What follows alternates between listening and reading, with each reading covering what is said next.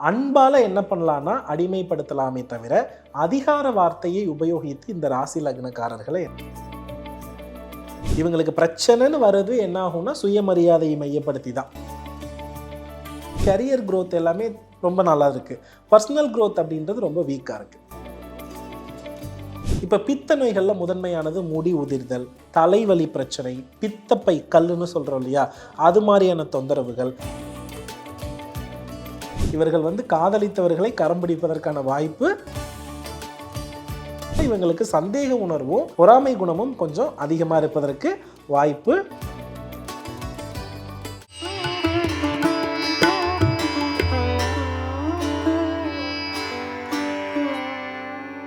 நேயர்கள் அனைவருக்கும் வணக்கம். தொடர்ந்து ஒவ்வொரு லக்னத்துல பிறந்தவங்களுக்கான குணாதிசயம் என்ன, அதே மாதிரி அவங்க வாழ்க்கை எதை நோக்கி செல்லும், அவங்களோட திருமண வாழ்க்கையில எந்த மாதிரி ராசிக்காரங்களை இணைக்கும் பொழுது வாழ்க்கை நெடு நாட்கள் நீடிச்சு போகும். இன்னைக்கு சிம்ம லக்னத்துல ஒருத்தங்க பிறந்துட்டாங்கன்னா அவங்களுடைய குணாதிசயத்தை நமக்கு சொல்றதுக்காக ஜோதிடர் மற்றும் பிரணவ வாஸ்து நிபுணர் சிவகுரு ரூபன் டாக்டர் ஜி சத்யசீலன் குருஜி அவர்கள் கூட தான் இணைஞ்சிருக்கோம். குருஜி வணக்கம். ஸ்ரீ குருப்பியோ நமஹா, ஸ்ரீ மாத்ரி நமஹா, ஓம் அகத்தீசாயே நமஹா. இறையடியார்கள் அனைவருக்கும் அன்பான வணக்கங்கள். வணக்கம். ஒவ்வொரு லக்னமாக சொல்லிட்டே வரீங்க. கீழே கமெண்ட் செக்ஷன்ல பார்த்தோம்னா ஆமாம் எங்களுடைய வாழ்க்கை என்னோட பார்ட்னரோட இப்படிதான் இருக்காங்க அப்படிங்கிற அந்த ஒரு கமெண்ட்ஸை பார்க்க முடியுது. இன்னைக்கு ஒருத்தங்க சிம்ம லக்னத்துல பிறந்துட்டாங்கன்னா அவங்க வாழ்க்கையின் ரகசியம் என்ன? சிம்ம லக்னத்தின் அதிபதி, ராசியின் அதிபதி, இது இரண்டுமே பார்த்தீங்க அப்படின்னா சூரிய பகவான். சூரியனுடைய குணம் இந்த ராசி லக்னத்தில் பிறந்தவர்களோடு என்ன ஆகும் அப்படின்னா ஒத்து போகும். சூரியனை தான் மற்ற கோள்கள் சுத்தி வருது, சூரியன் யாரையும் சார்ந்து இல்லை அப்படின்னு சொல்லுவாங்க.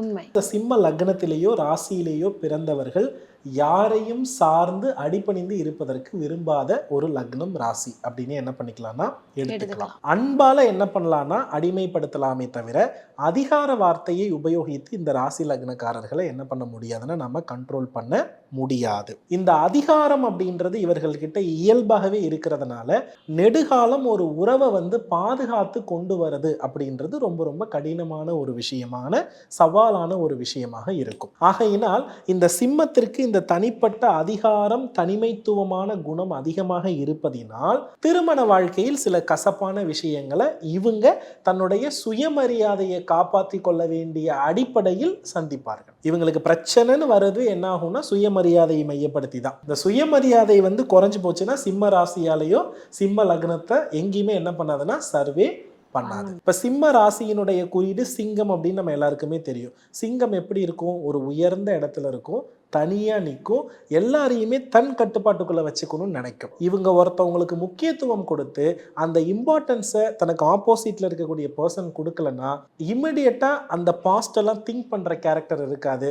இம்மிடியட்டா லாக் பண்ணி வெட்டு ஒன்று துண்டு ரெண்டு அப்படின்ற கேரக்டர் தான் என்ன பண்ணும்னா நிறைய இருக்கும். கோபம் அப்படின்றது இவங்களுக்கு எப்ப வரும்னே நமக்கு சொல்லவே முடியாது. கோபம் அப்படின்றது தனிப்படுத்தப்பட்ட ஒரு அடையாளம். கோபமும் வைராக்கியமும் அதை அவ்வளவு சீக்கிரம் என்ன பண்ண முடியாதுன்னா அழிக்க முடியாது. தன்னுடைய லைஃப் ஜேர்னியில் ஒரு புகழ்பெற்ற நபரையாவது வாழ்க்கையில் பார்த்துருவாங்க. ஃபேம் பர்சனாலிட்டி கூட இவங்களுக்கு எப்பொழுதுமே கனெக்டட் இருக்கும். சமுதாயத்தில் தெரிஞ்ச ஃபேம் பர்சனாலிட்டிஸ்லாம் இருக்காங்க தெரியுமா, அவர்களோட தொடர்புகள் சிம்ம ராசி சிம்ம லக்னத்தில் பிறந்தவர்களுக்கு ஏதோ ஒரு வழியில் இருக்கும். அரசியல்வாதி, அரசியல் தொடர்புடைய நண்பர்கள் எப்போதுமே இவர்களுக்கு அட்லீஸ்ட் அந்த ஏரியாவுடைய கவுன்சிலராவது அவங்களுடைய ஃப்ரண்ட் லிஸ்ட்ல என்ன பண்ணுவாங்கன்னா இருப்பாங்க. இந்த லக்னத்தில் பிறந்தவங்க, இந்த ராசியில பிறந்தவங்க கிட்ட தெய்வ பக்தி கண்டிப்பா ரொம்ப அதிகமா இருக்கிற வாய்ப்பு உண்டு. பாரம்பரியத்தை பின்பற்றுவாங்க.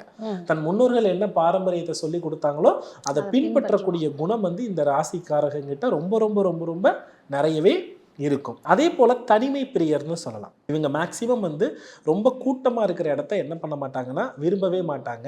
இவங்களை யாருமே கேள்வி கேட்கக்கூடாதுன்னு நினைப்பாங்க. சிம்ம ராசியிலேயோ சிம்ம லக்னத்திலேயோ ஒருவர் இருந்து அவர்களுக்கு பெண் குழந்தை இருக்கிறதோ உறுதியாக சிம்ம ராசியில் பிறந்த பெண்ணுக்கு பிறக்கின்ற பெண் குழந்தை காதல் திருமணம் தான் பண்றாங்க. வீட்டில் அப்பா அம்மா பார்த்து வைக்கக்கூடிய திருமணத்தை அவர்கள் என்ன பண்றது இல்லைன்னா எடுத்துக்கொள்வதில்லை. இவங்களுக்கு எச்சரிக்கைன்னு சொல்லும் பொழுது இவங்களுடைய கரியர் growth எல்லாமே ரொம்ப நல்லா இருக்கு, பர்சனல் growth அப்படின்றது ரொம்ப வீக்கா இருக்கு. சிம்ம ராசி சிம்ம லக்னத்துக்குரிய பொது நோய்கள், இவங்க பொதுவா அந்த வெப்ப கிரகமான சூரியனோடு தொடர்பாகி இருக்கிறதுனால பித்த நோய்கள் வரும்.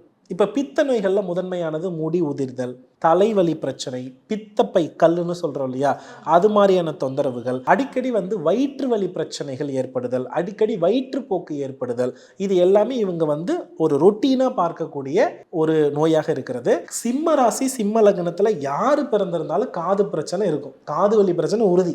லக்ன பாவம் வந்து பார்த்தீங்கன்னா ரொம்ப வலுத்து இருந்துருச்சுன்னா கட்டாயமாக அவங்களுக்கு காதில் ஒரு பிரச்சனை இருந்துக்கிட்டே இருக்கும். அது சத்தம் போடுறதா இருக்கட்டும், வலியாக இருக்கட்டும், இல்லை சளி பிடிச்சா காது வலிக்கிறதா இருக்கட்டும், இவங்களுடைய சைடு எஃபெக்ட்ஸ் ஆன விஷயத்தை எல்லாத்தையுமே காது வலியை வச்சு கண்டுபிடிக்கலாம். இவங்க உடம்புல பிரச்சனைனாலே காது வலி தான் அதுக்கு என்ன பண்ணுன்னா ஐடென்டிஃபை பண்ணி கொடுக்கும். இந்த ராசியில் வந்து பார்த்தீங்கன்னா முதன்மையான நட்சத்திரமாக வருவது வந்து பார்த்தீங்கன்னா மகம் நட்சத்திரம். ஸோ பொதுவாக சிம்மத்தில் வந்து மக நட்சத்திரத்தில் பிறந்தவர்கள் யாராக இருந்தாலும் இவர்களுக்கு பெரும்பாலும் தந்தையினுடைய உதவியும் உறவும் நட்பும் கிடைப்பது அல்ல. இது லக்ன புள்ளியா இருந்தாலும் சிம்ம லக்ன புள்ளி மகமாக இருந்து அல்லது சிம்ம ராசியில் மக நட்சத்திரத்தில் பிறந்திருந்தால் இவர்கள் தந்தையால் அங்கீகரிக்கப்பட்ட வாரிசாக இருப்பது இல்லை. ஆண் வாரிசு பெரும்பாலும் இவர்களுக்கு நல்லதை செய்யக்கூடிய குணநிலையில இல்லை. சிம்மம் மகம் ஒருவர் பிறந்து அது ஆண் வாரிசு அவர்களுக்கு இருந்ததுன்னா அந்த ஆண் வாரிசுகளால் அவர்களுக்கு பெரிய வளர்ச்சி ஏற்பதற்கான வாய்ப்புகள் ரொம்ப குறைவாக இருக்கிறது. தன்னுடைய பிடிவாதத்தாலும் தன்னுடைய கோபத்தினாலும் திருமண வாழ்க்கையில நிறைய இடையூறுகளை சந்திக்கிறாங்க. பொய் சொல்லக்கூடிய சூழல்கள் இவர்களுக்கு ரொம்ப ரொம்ப குறைவு. ரொம்ப நேர்மையாக பேசுகிறவங்க, ஸ்ட்ரைட் ஃபார்வர்டாக இருக்கவங்க. இதனால் உறவுகள் எப்போதும் இவர்களுக்கு பிரிவிலேயே இருக்கும். இவங்களை பொறுத்தளவில் வந்து தொழில் கர்மாவை இவங்களால சரியாக ஃபிக்ஸ் பண்ணவே முடியாது. பல் தொழில் வித்தகர்னு சொல்லலாம். எலும்பு சார்ந்த தேய்மானம் இவர்களுக்கு உறுதியாக இருக்கும். போன் வந்து என்ன ஆகும்னா ரொம்ப வீக்னஸ் ஆகிறது. பாடியில் வந்து கால்சியம் வீக்னஸ் வந்து இவங்களுக்கு நிறைய இருக்கிறதுக்கு வாய்ப்பு உண்டு. மாமனார் ஆண் வாரிசு இது ரெண்டுமே அன்சாட்டிஸ்ஃபைடு. இந்த ரெண்டுக்காகவும் அவங்க லைஃப்பில் வந்து சிவபெருமான் வழிபாட்டை ரொம்ப அதிகப்படுத்திக்கணும். ரொம்ப நேர்மையான பர்சனோட நீங்கள் லைஃப்பில் இருக்கணும்னு ஆசைப்படுறீங்க, பொய்யே சொல்லாத ஒருத்தரோடு வாழணும்னு ஆசைப்படுறீங்க, அந்த அன்புல ஒரு கோபம் இருக்கிற நபரோடு வாழணும்னு ஆசைப்படுறீங்கன்னா அது லக்ன புள்ளி மகமாக இருப்பவர்கிட்ட, அதே போல் ராசி மக நட்சத்திரமாக இருக்கவங்க கிட்ட இருந்தாலே போதும், சூப்பராக இருக்கும். இவங்களை வந்து இப்படி தான் நம்ம என்ன பண்ணியாகணும்னா பயன்படுத்தி கொள்ளணும். இப்போ அதுக்கு அடுத்தபடியாக வந்து பார்த்தீங்கன்னா சிம்ம ராசி பூர நட்சத்திரம். பொதுவாக சிம்ம ராசி பூர நட்சத்திரத்தில் பிறந்தவர்கள் அதிக அன்பு கொண்டவர்கள். காதல் உணர்வு இவங்க கிட்ட எப்போதுமே இருக்கும். சுக்கிர நட்சத்திரம். ஆனால் காதல் தோல்வி உண்டு. இவர்கள் வந்து காதலித்தவர்களை கரம் பிடிப்பதற்கான வாய்ப்பு மிக மிக குறைவு. அப்படியே கரம் பிடித்தாலும் அவர்களால் என்ன பண்ண முடியலன்னா இனிமையான வாழ்க்கையை வாழ முடியல. அதனால சிம்ம ராசி பூர நட்சத்திரத்தில் பிறந்தவங்க முடிந்த வரையும் அப்பா அம்மா சொல்லக்கூடிய வரன்களை சூஸ் பண்ணிடுறது நல்லது. ஏன்னா நீங்க தேர்ந்தெடுத்த வாழ்க்கை என்னவாக இருக்கும்னா நெடுநாட்களுக்கு பிறகுதான் தெரியும் அதுல இருக்கக்கூடிய ஆபத்துகள் எல்லாமே. அதனால சிம்ம ராசி பூர நட்சத்திரக்காரர்கள் எக்காரணத்தை முன்னிட்டு காதல் திருமணம் எடுத்துக்கொள்ள வேண்டாம். உடனே ஆண்டாள் நாச்சியாரே பூர நட்சத்திரம் தானே, அவங்க கரம் பிடிக்கலையா, அப்படிலாம் பண்ணுவோமே, நெவர். அதெல்லாம் வேண்டாம். இது வந்து பண்ணாமல் இருக்கிறது என் அனுபவத்தில் பெட்டர். அழகு கலை நிபுணத்துவத்தில் ரொம்ப சிறப்பாக இருக்காங்க. சமையலில் ரொம்ப சிறப்பாக இருக்காங்க. ஜவுளி ஃபேன்சிலாம் இருக்குது தெரியுமா, இதில் எல்லாத்துலேயுமே ரொம்ப நிபுணத்துவம் பெற்று என்ன பண்ணுறாங்கன்னா ஒரு பெரிய வியாபாரத்துவ மனநிலை அவங்க கிட்ட இயற்கையாகவே இருக்கிறது. வியாபாரத்தில் புகழ், பணம் இருப்பவரோடு நெருக்கம். இதுதான் சிம்ம ராசி பூர நட்சத்திரத்துக்குரிய பெரிய ஹைலைட். பணம் இருந்தா மட்டும்தான் அவங்க கிட்ட என்ன ஆவாங்கன்னா கனெக்ட் ஆவாங்க. இல்லைன்னா அனாவசியமான பேச்சுகள் வார்த்தைகள் என்பது என்ன பண்ணாதுன்னா இருக்காது. இந்த சிம்ம ராசி பூர நட்சத்திரக்காரர்களுக்கு எப்பொழுதுமே வெப்பத்தில் குறிப்பாக அடிக்கடி வந்து வயிறு உப்புசமாகிறது ஒரு நோயாக இருப்பதற்கு வாய்ப்புகள் நிறையவே இருக்கிறது. அடிக்கடி வந்து பெண்களாக இருப்பவர்களுக்கு மாதவிடாய் கோளாறுல குறிப்பா அதிக வயிற்று வலியோடு உதிரப்போக்குன்னு சொல்லுவோம் தெரியுமா, அது மாதிரி ஏற்படுறதுக்கான சூழல்கள் ரொம்ப ரொம்ப அதிகமாக இருக்கிறது. பொதுவாக அந்த பூர நட்சத்திரக்காரர்கள் தன்னுடைய சுய முன்னேற்றத்தால் என்ன பண்றவங்கன்னா வளரக்கூடியவர்கள். பெண் வாரிசு ஆண் வாரிசு ரெண்டுமே ஓகே தான், இரண்டுமே நல்லா தான் ஓகேவாக தான் இருக்கும். ஆனால் பெண் குழந்தைகள் வந்து பார்த்தீங்க அப்படின்னா அந்த காதல் விஷயத்தில் கொஞ்சம் அடிபட்டு தான் என்ன பண்ணுவாங்கன்னா செயல்படுவாங்க. அது ரொம்ப முக்கியமான விஷயம். இந்த சிம்ம ராசி பூர நட்சத்திரத்தில் பிறந்தவர்களுடைய எல்லா வீட்டிலையுமே நான் கவனித்து பார்த்தேன்னா சுற்றுச்சுவர் பிரச்சனைகள் வந்து என்ன ஆகுதுன்னா இந்த பூர நட்சத்திரக்காரங்க வீட்டில் ரொம்ப ரொம்ப அதிகமாக இருக்கிறது. அதனால அக்கம் பக்கத்தினர் வந்து நல்ல நெருக்கமாக இருப்பதை உங்களால் உணர முடியலை. குறிப்பாக பூர நட்சத்திரத்தில் ஒரு பெண் பிறந்து ஒரு கணவர் இருக்கிறார் அப்படின்னா அந்த கணவர் சார்ந்த தவறான உறவுகள் சந்தேகம் வந்து சுற்றத்தாரிடம் அதிகம் இருப்பதாக இந்த பூர நட்சத்திரக்காரர்கள் அடிக்கடி உணர்ந்து சந்தேகத்தின் அடிப்படையில் நிறைய சண்டைகள் வருது. ஸோ இவங்க வந்து பொதுவாக இந்த தோஷங்கள்ல எல்லாத்திலிருந்து அவங்க ரெக்கவர் ஆகி வெளியே வரணும் அப்படின்னு ஆசைப்பட்டாங்க அப்படின்னா திருப்புகலூர் அக்னீஸ்வரர் இருக்காரு, அவரை வழிபட இந்த பூர நட்சத்திரக்காரங்களுக்கு ஒரு பாசிட்டிவான ரிசல்ட்டை நம்ம எதிர்பார்க்கலாம். அதுக்கு அடுத்தபடியா வந்து உத்திரம். இந்த உத்திரம் வந்து சிம்ம ராசியில் இருக்கிறது ரொம்ப ஒரு நல்ல விஷயம் தான். இந்த சிம்ம ராசியிலேயே ஒரு நட்சத்திரத்தில் பிறந்து ஒருத்தவங்க நல்லா இருக்காங்கன்னா அது உத்திர நட்சத்திரக்காரர்கள் மட்டும்தான். அதுல குறிப்பா பெண் வாரிசு சிம்ம உத்திரத்துல பிறந்துருச்சுன்னா சூப்பரா இருப்பாங்க. ஆண்களுக்கு வந்து 35 வயது வரை நல்லா இருக்கும், 35 வயசுக்கு மேல அனுபவத்தை கொடுக்க ஆரம்பிச்சிடும். அதனால ஆண்கள் பெரும்பாலும் உத்திர நட்சத்திரத்தில் பிறந்து 35 வயசுக்கு மேல அவங்க லைஃப்ல ஒரு டவுன் ஏற்படும். அதை கரெக்டா என்ன பண்ணிக்கணும்னா மேட்ச் பண்ணிக்கணும். இது கன்னி உத்திரத்துக்கும் பொருந்துமா இல்ல சிம்ம உத்திரத்துக்கு மட்டும்தான் என்னன்னா பொருந்தும். பெண் குழந்தைகளாக இருந்தா அவங்களுடைய growth ரொம்ப நல்லா இருக்கு, அரசு வேலைகளுக்கு நிறைய முயற்சி பண்றாங்க, பெரிய பெரிய பதவிகளுக்கு நிறைய ஆசைப்படுற ஜாதகமாக இருக்கிறது. ஸோ படிப்பும் அவங்களுக்கு ரொம்ப பெட்டரா இருக்கு. இவங்க பெரும்பாலும் காதல் வயப்படுவதற்கு விரும்புவது இல்லை. அதனால தந்தை மீது அதிக அன்பு, பாசம், அலாதி பிரியம் எல்லாம் இருக்கும். தாயோடு பகை நிறைய இருப்பதற்கு வாய்ப்பு உண்டு. இந்த உத்திர நட்சத்திரத்துல பிறந்து அல்லது உத்திர நட்சத்திரத்தில் லக்ன புள்ளி இருப்பவர்களுக்கு அடிக்கடி வந்து பாத்தீங்கன்னா தோல் நோய்களும் தலையில வந்து ஸ்கேல்ப்ல வந்து பாத்தீங்கன்னா இஷ்யூ ஆகக்கூடிய ப்ராப்ளமும் நிறைய இருக்கிறது. இந்த நட்சத்திரத்தில் பிறந்தவர்கள் மூக்குத்தியும் காதணியையும் ஏதோ ஒரு வழியில அது ஏற்ற இறக்கமாகவோ, இந்த காதணியும் மூக்கு குத்துறதுலயும் அவங்களுக்கு ஒரு பெரிய குறை இருக்கும். அதே மாதிரி அவங்களுக்கு என்ன நகை போட்டாலும் தனக்கு கரெக்டா சூட் ஆகல அப்படின்ற ஒரு விரக்தி வந்து நிறைய இருக்கிறதுக்கான வாய்ப்பு உண்டு. இந்த உத்திர நட்சத்திரக்காரங்க ரொம்ப அதிகமா என்ன பண்ணுவாங்கன்னா பிளாக்கும் நேவி ப்ளூவையும் நிறைய விரும்புவாங்க.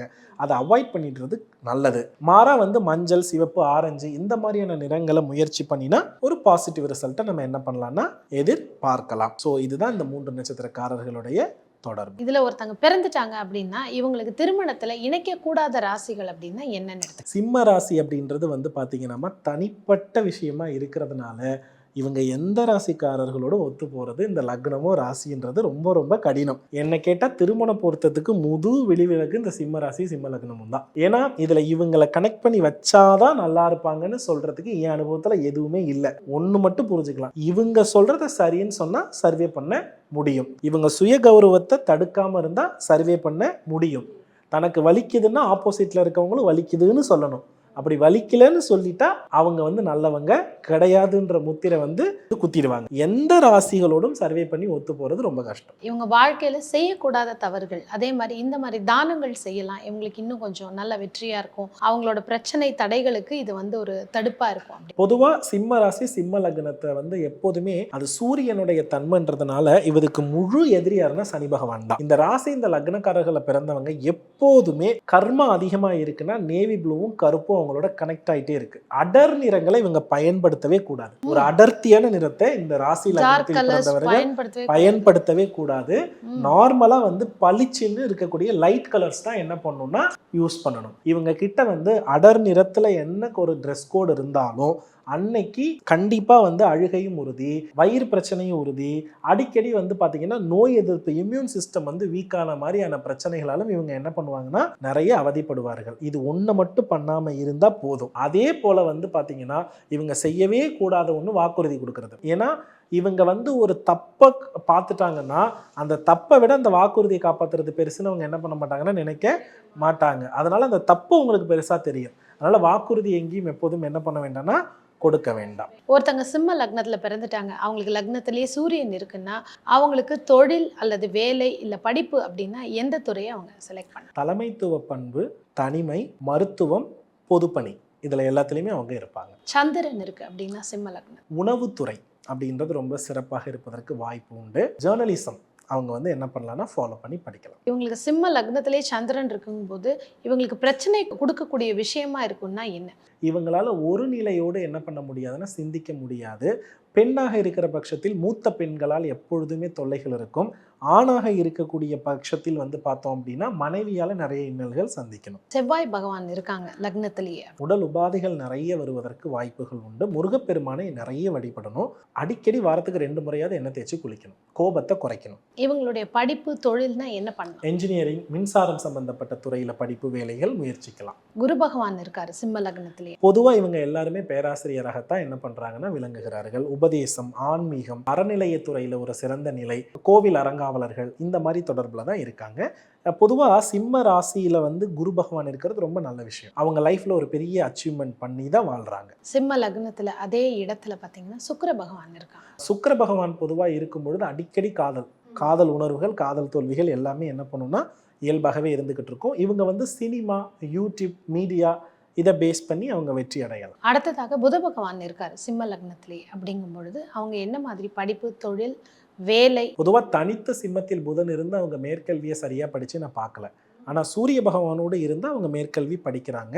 அவங்க வந்து ஆடிட்டிங், அக்கவுண்ட்ஸ் பேஸ் பண்ணி அவங்களால நல்லா வளர முடியும். அடுத்ததாக சனி பகவான் இருக்கார் அப்படின்னா எப்படி இருக்கும்? பெரும்பாலும் இவர்கள் வந்து அடிமை வாழ்க்கையில தான் நிறைய இருக்காங்க. அடிமை வாழ்க்கையில ஒரு தலைமைத்துவம். ராகு பகவான் லக்னத்திலேயே ராகு. சிம்மத்தில் ராகு பகவான் இருந்து அவங்கள ஆன்மீகவாதியா நான் பார்த்ததே இல்லை. மதம் எல்லாம் மாறுவாங்க தெரியுமா, அதெல்லாம் சிம்மத்துல ராகு இருக்கிறவங்க தான். சிம்ம லக்னமா இருந்து அதுல ராகு இருந்தால் கட்டாயமாக அவர்களுக்கு தலையில் ஏதோ ஒரு வழியில் அடிபடும். அதனால அடிக்கடி ஆயுஷ்ஹோமம் செய்து கொள்வது நல்லது. படிப்பு, வேலை இந்த மாதிரினா என்ன தொழில்? பிசினஸ் தான் பண்ணுவாங்க, படிக்க மாட்டாங்க. படிப்புங்கிறது இருக்காது, பிசினஸ் தான். அடுத்த சிம்ம லக்னம் கேத்து இருக்காங்க.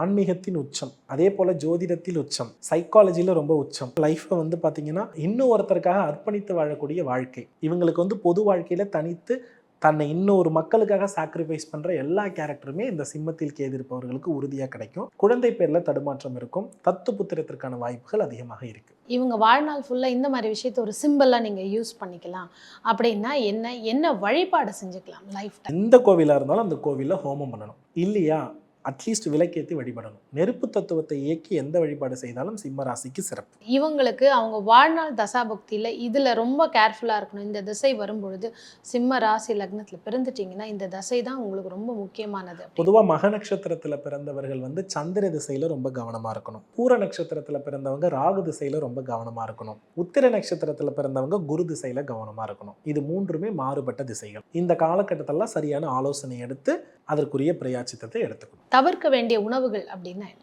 பொதுவாக சிம்ம ராசிக்காரங்க வந்து நிறைய உணவுகள் வந்து எதெல்லாம் தவிர்க்கணும்னு சொல்கிறோமோ அந்த உணவை தான் ரொம்ப விரும்பி சாப்பிடுவாங்க. இது சிம்மத்துக்கு இருக்கிற, ஏன்னா சிம்மம் வந்து தானே தண்ணி கெடுத்துக்கணும். காரம், மசாலா உணவுகள், பொதுவாக இரவு நேரத்தில் வந்து பசியின் தூண்டல் வந்து சிம்ம ராசிக்கு ரொம்ப ரொம்ப அதிகமாக இருக்கும். அதனால ஆரோக்கியமான உணவு வந்து சிம்ம ராசிக்கு ரொம்ப ரொம்ப வாய்ப்பு கம்மி தான். அதனால தவிர்க்கணும்னு சொல்றதை விட ஆரோக்கியமான உணவை எடுத்துக்கணுன்ற அறிவுரையை நான் சொல்றேன். இவங்களுக்கு பணம் வருவதற்கு இவங்க லைஃப் டைம் இந்த மாதிரி விஷயத்த பண்ணுங்க, உங்களுக்கு பண வரவுக்கு தடை இருக்காது, ஏதோ ஒரு விதத்துல பணம் கிடைச்சிடும் அப்படின்னா என்ன பண்ணலாம்? தோல் பராமரிப்பு ரொம்ப அதிகமா இருக்கணும். அப்ப ஸ்கின் கேர் ரொட்டீன் எவ்வளோக்கு எவ்வளோ சூப்பரா ஃபாலோ பண்றீங்களோ அந்த அளவுக்கு பணம் வரும். ஸ்கின் க்ளோவான பணம் கண்டிப்பா சிம்ம ராசிக்கு உறுதி. இந்த வாழ்வில் அவங்களுக்கு கர்மானா இந்த ஒரு விஷயத்தை தான் கர்மா அவங்கள தாக்கும், இதில் கவனமாக இருங்க, இதில் தான் நீங்கள் அடிப்படுவீங்கன்னா என்ன? திருமண வாழ்க்கை, நண்பர்கள், உறவுகள், இது மூணுமே. இதுதான் அவங்களுடைய வாழ்நாள் கர்மா. இன்னைக்கு பார்த்தீங்கன்னா ஒருத்தங்க அந்த சிம்ம ராசி லக்னத்தில் பிறந்துட்டாங்கன்னா பொதுவான அவங்களுடைய குணாதிசயம் என்ன மாதிரி விஷயத்தில் கவனமாக இருக்கும்னு பார்த்துருக்கோம். இதை தாண்டி சுய ஜாதகமும் நிச்சயமாக பேசும் அப்படிங்கிறத நீங்கள் சொல்கிறது எல்லாருக்குமே பயனுள்ள ஒரு தகவலாக இருந்த குருஜி. நன்றி. நன்றிமா. வெற்றிவேல் முருகா.